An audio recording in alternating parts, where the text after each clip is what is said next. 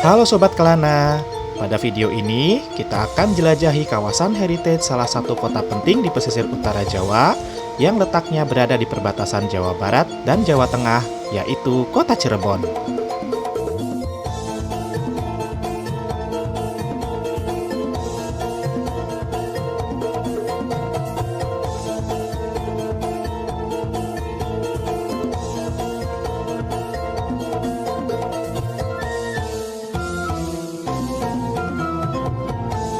Kota Cirebon merupakan kota bersejarah yang sudah berkembang sejak abad ke-15. Perkembangan kota Cirebon sendiri tidak bisa dipisahkan dari berdirinya Kesultanan Cirebon, sebuah kerajaan bercorak Islam di tanah Pasundan. Cirebon sendiri berada di pesisir utara Pulau Jawa dan tepat berada pada perbatasan antara wilayah Jawa Tengah dan Jawa Barat. Hal ini membuat kawasan Cirebon menjadi pelabuhan sekaligus jembatan antara dua kebudayaan, yaitu budaya Jawa dan Sunda. Selain itu, posisi strategis Cirebon di pesisir utara Jawa serta secara geografis berada di tengah rute perniagaan Demak dan Sunda Kelapa membuat Cirebon menjadi lokasi ideal bagi para pelaut dan saudagar untuk singgah. Tentu saja kondisi ini semakin memperkaya kemajemukan masyarakat Cirebon. Pelabuhan Cirebon menjadi saksi pertemuan antar etnis dan budaya terjadi. Mereka yang berasal dari Jawa, Sunda, Melayu, Bugis, Arab, Tionghoa, bahkan Eropa membaur di sini. Keraton Kasepuhan yang bernuansa Pajajaran Majapahit, Islam dan Tionghoa, serta keberadaan Wihara Dewi Welas Asih di area Pelabuhan Cirebon menjadi saksi berkembangnya semangat pembauran di Cirebon sejak ratusan tahun silam. Oleh karenanya, nama Cirebon diambil dari kata caruban yang dalam bahasa Sunda Cirebonan artinya bercampur.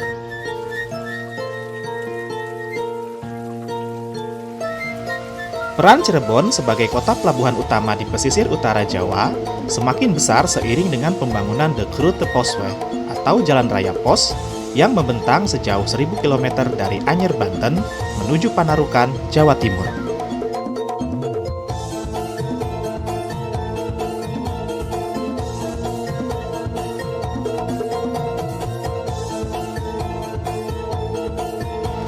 Cirebon menjadi satu-satunya kota di pesisir utara Jawa Barat yang dilalui Jalan Raya Pos Anyer Panarukan. Hal ini disebabkan rute Jalan Raya Pos Anyer Panarukan setelah melewati Batavia, berbelok ke selatan melintasi Buitenzorg atau Bogor, Cianjur, Prianger atau Bandung, Sumedang, dan Majalengka. Barulah dari Majalengka, jalur Jalan Raya Pos Anyer Panarukan kembali ke pesisir utara Jawa di kawasan Plumbon, Pleret, hingga kota Cirebon sekarang.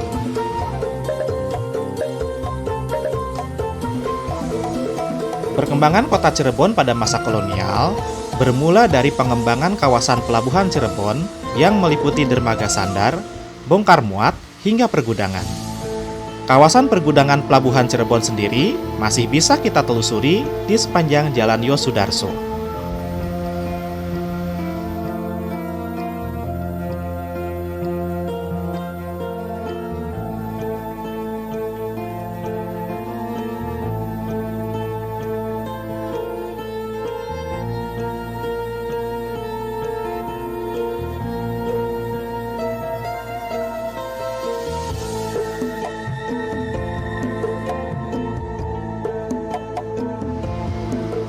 Dari pelabuhan Cirebon inilah, geliat kota modern Cirebon dimulai.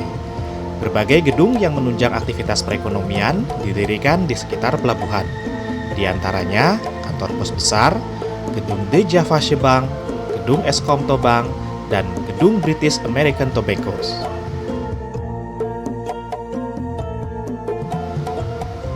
British American Tobacco pada sekitar tahun 1930-an merupakan pabrik rokok besar dengan kapasitas produksinya mencapai sekitar 17,5 juta batang rokok per hari.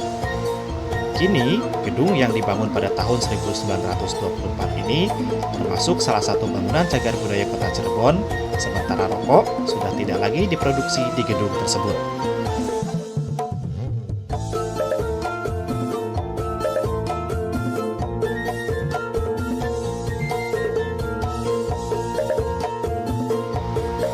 Gedung Bank Indonesia dan kantor pos besar sejak dulu fungsinya tetap sama, tidak ada yang berubah.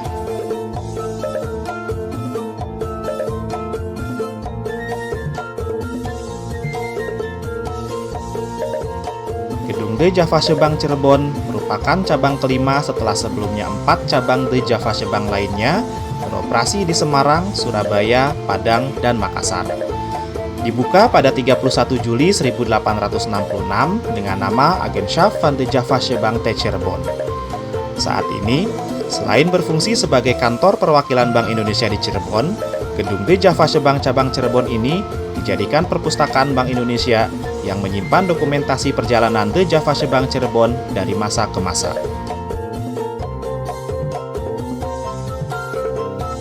Bangunan lain yang menjadi saksi perkembangan kota Cirebon adalah kantor pos besar kota Cirebon.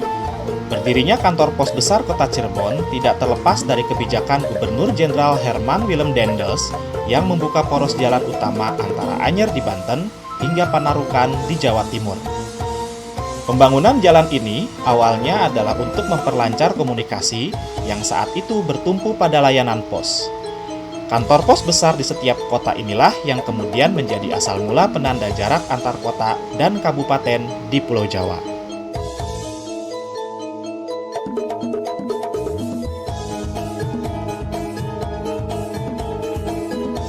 Hal ini pula yang menyebabkan titik 0 km Cirebon berada tepat di depan kantor pos besar kota Cirebon. Walaupun kantor pos besar kota Cirebon dalam bentuk sekarang ini dibangun pada tahun 1906, namun kantor pos ini sebenarnya telah berdiri dan melayani masyarakat sejak tahun 1810 seiring dibukanya De Grote Posweg Anyer Panarukan. Dengan terbukanya akses jalan yang tergolong besar pada masa itu, pastinya sangat membantu dalam mempercepat pengiriman surat maupun paket antar kota di Pulau Jawa. Jarak tempuh dari Banten sampai Jawa Timur yang awalnya bisa memerlukan waktu puluhan hari, namun setelah adanya jalan tersebut bisa ditempuh kurang dari seminggu.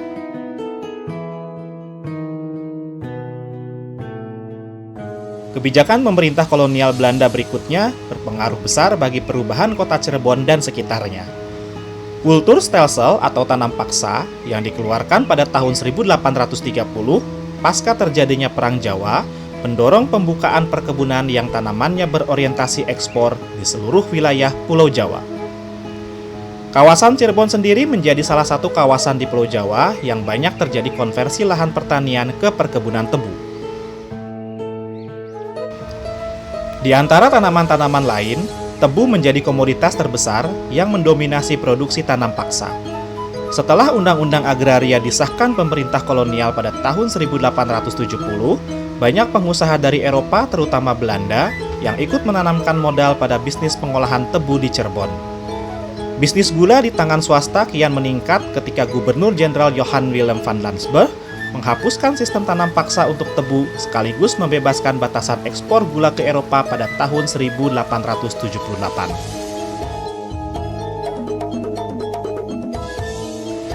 Berkembangnya Cirebon menjadi kota metropolis akibat kebijakan pemerintah kolonial Belanda mendorong berdirinya fasilitas-fasilitas penunjang seperti lembaga pendidikan, layanan kesehatan, dan tempat ibadah.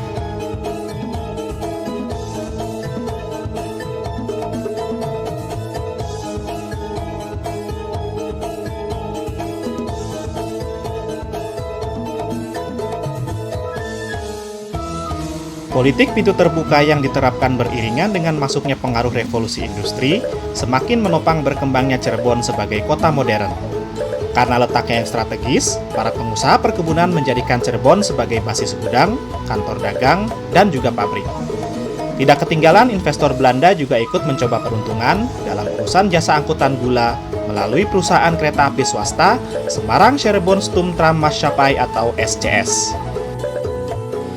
Pada tahun 1897 sampai 1899, SCS membangun jalan tram dari Semarang menuju Cirebon. Rute tersebut melalui beberapa pabrik gula di sepanjang Cirebon-Semarang, seperti pabrik gula Surawinangun, Gempol, Parung Jaya, Jatiwangi, dan Kadipaten.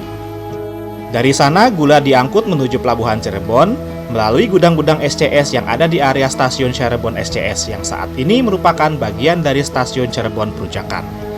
Dari pelabuhan, gula diekspor ke luar negeri atau didistribusikan ke wilayah lain di Hindia Belanda. Stasiun Cirebon SCS atau Stasiun Cirebon Perujakan dibangun pada tahun 1897. Dan dalam rangka mengantisipasi kapasitas arus barang yang terus meningkat setiap tahun, SCS mulai mempertimbangkan perluasan stasiun untuk memisahkan pelayanan penumpang dan barang. Terlebih lagi ketika ekspansi perusahaan kereta api negara Staatssporwegen atau SS sudah menjangkau Cirebon pada tahun 1911.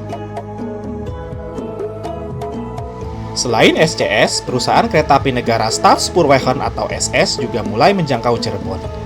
Jalur yang telah ada antara Batavia Cikampek kemudian diperpanjang untuk melayani pelanggan di Cirebon. Pada tanggal 3 Juni 1912, jalur kereta api Cikampek menuju Cirebon yang merupakan bagian dari pembangunan jalur kereta api menuju Purwokerto dan Kroya selesai dibangun.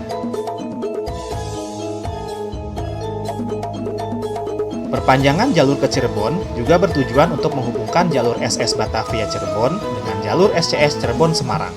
Pada tanggal 1 November 1914, stasiun Cirebon SCS dengan stasiun Cirebon SS berhasil terhubung.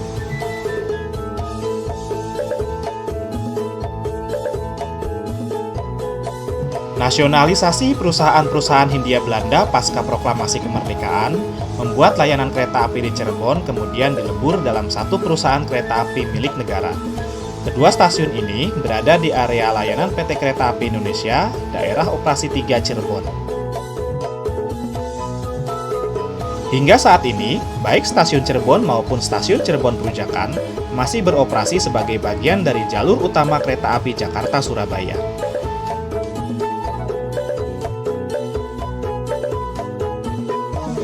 Dari stasiun Cirebon Perujakan, terdapat dua percabangan yang keduanya merupakan jalur lintas raya. Pertama, yaitu ke lintas selatan menuju Purwokerto Kroya Yogyakarta, dan kedua, ke lintas utara menuju Tegal Pekalongan Semarang.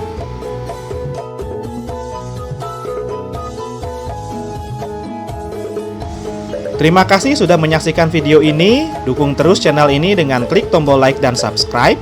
Jangan lupa untuk komen dan share sebanyak-banyaknya ya. Tetap sehat, tetap semangat, supaya kita bisa terus berkelana. Karena ada makna di balik kelana, ada kisah di balik jelajah.